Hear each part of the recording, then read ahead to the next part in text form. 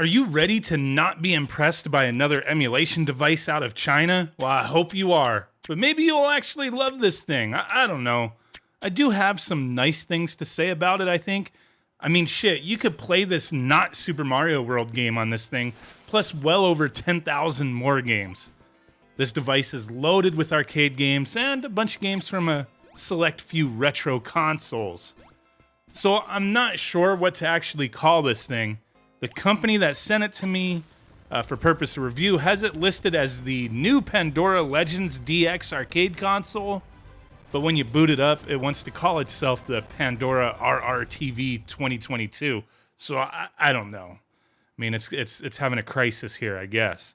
But let's go ahead and get this thing opened up. So we got a lot of hype on the side of the box. Professional design, global recognition, a bunch of awards, tons of other praise they decided to give themselves.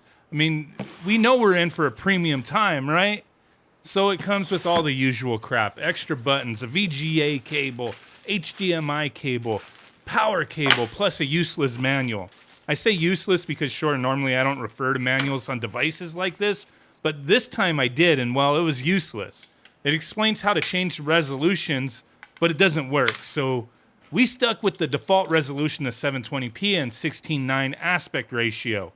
I think sometimes these manuals are just non-specific for every type of knockoff Pandora box device out there, so maybe it just doesn't apply to this one.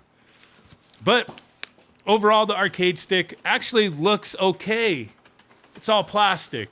Doesn't have any jagged metal bits like some of these things do, or ones I've looked at in the past anyway. But this one did have a nice bit of damage to the side with the shard of plastic coming off ready to stab the shit out of me. So I did wind up fixing that bit with some plastic cement. Good as new, I guess. I don't know what the design on this is from, like with the little image on it. Maybe it's original, but I mean, nah, who are we kidding? Of course it's not original. I just don't recognize it. But it is nice to see one of these things without the generic look or, with Street Fighter characters sloppily plastered onto it. Oh, and it glows when you turn it on. Kind of looks nice. The colors change. It's pretty sweet. I mean, maybe you'll love that. But if you don't, sucks to be you, because I can't find a way to turn the lights off without just powering off the machine. Kind of sucks, man. Also, this thing has built-in speakers like a lot of these types of products do. And okay, the built-in speakers sound decent, but when you're trying to hear the audio through a TV's speakers using HDMI, if you turn the built-in volume dial down or just turn it off, it actually turns the sound off through HDMI. So yeah, not really the best way to go about things, having to just use the audio from the Pandora's box. But oh yeah, they did think to make an option to turn the built-in audio off in system settings, but it's grayed out, so no clue how you're supposed to shut it off. The system settings have a bunch of different options, your basic stuff like controller configs. Some options are grayed out and some things I just can't get them to be ungrayed out. And the manual is useless, doesn't tell you, so whatever. You have game settings, smoothing, scan lines, all that kind of stuff. But, my one common criticism with all these devices is that there really should be game-specific controller settings, or system specifics at least, console settings. This only lets you change it globally, and even then, when you're doing that, it doesn't match up on screen to what's in front of you on the Pandora Legends Deeznuts, or whatever it's called. Another thing I noticed is that the bookkeeping option that's on the system settings, it has a password set to it, and I have no clue what they set the password to. I can't access it, so no bookkeeping, I suppose. I mean, I know, disappointing, right? This one, also, it doesn't have Wi-Fi, so no online sketchy-ass ROM stored downloads, via the, machine itself. Just can't do it. Kind of, started seeing that a lot with these machines, but not this one. Oh, and we haven't mentioned the buttons and stick yet. Like, what do I feel about them? Well, they aren't too bad. The sticks, anyway, are fairly serviceable. They're pretty decent for some random no-name Chinese brand that they typically use, with these things. But the buttons leave a bit to be desired. I just don't really like the way they feel, but they all registered just fine. I really had no issues with the built-in controls. I just don't like the feel. I guess that's just the way it is. Not my typical style.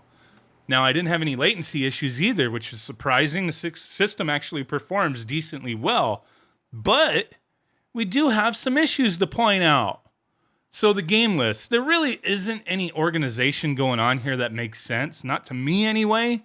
Sure, they do have icons for different categories, and the list seems to be set up to follow those categories. So they go in order. You scroll through the different categories. But the games in each category really don't make sense.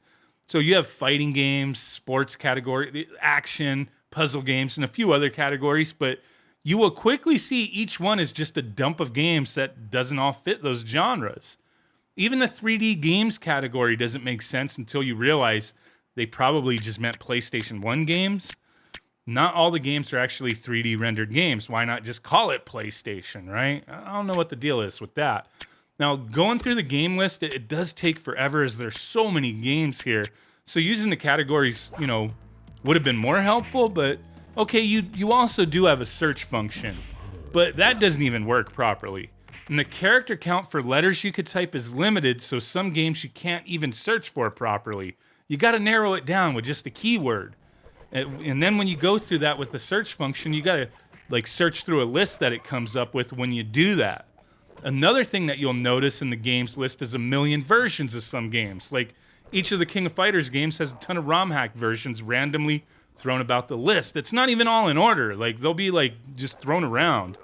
NES or Famicom games are the same things. Tons of hacks thrown in, some weird that I've never even seen before, but they're fairly random. Maybe have a category called hacks. I don't know. Now, you might even, wind up finding a game that you think is Super Mario World and boot it up, and it's just some other nonsense you wouldn't normally have even played.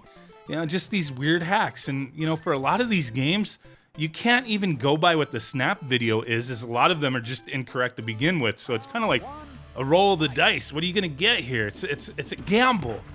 Now, this is your typical we don't give two shits ROM dump of a device. It's just the way it is. It's not presented in a clean way. But what do you expect from these types of devices? Actual work and care and the organization and presentation? With ROMs they have no right to be selling? Yeah, man, that's kind of wishful thinking. You got to do it yourself, right? So let's wrap this up. We got to finish with performance. I haven't really touched on that too much. And I'm sure I've been showing some game footage here and there. And if you haven't noticed any issues, I guess that's fine. But I noticed one that always bugs me.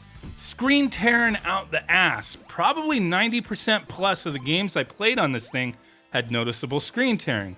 Some games it wasn't noticeable, maybe it was there, I just didn't notice it, but most of them it was noticeable. But yeah, not really sure why this is still a problem with emulation devices being released in 2022. I don't know, man. Don't know what else to say with that. Now, the other thing to point out is something that I pointed out earlier, but let's make a little bit bigger of a deal about it now, is that the aspect ratio is wrong for every game you play. Everything is stretched the shit out. Some people like it that way. I don't care what you do in the privacy of your own home, so I won't judge you personally, but forget that noise. These games were not meant to be played this way to begin with, and a lot of us want to, play retro games and have them viewed in their original aspect ratios, and you cannot do that here. No option to change it. It should be a basic feature for any emulation device that plugs to an external monitor. Now, if your TV has a 4:3 option, that's a workaround. Shrink it back down, I guess. I used to have a couple TVs up until recently that had that as an option, but it seems like maybe newer TVs have been getting rid of that because I cannot find this option on any of the TVs in my house now. So any device I plug in that's going to stretch stuff out, I can't shrink it back down. Kind of sucks. Okay, so my final thing to mention about performance. I didn't really notice any games not actually playing fine or correctly. This thing only has up the PS1 games on it, and pretty much everything I played performed fine. Just looked like ass with the tearing and stretched image, but no performance issues, no weird glitches for the most part. But I can't test them all. So that's my review. A decent looking device that just doesn't tickle it for me with how everything else is presented with it. And its price is too much in my opinion. Especially for this thing being a new version, it doesn't really seem to be bringing this fake Pandora box thing into a new level. It's like it was demoted or something. I don't know. But thanks for watching. Catch you guys in the next one. Bye.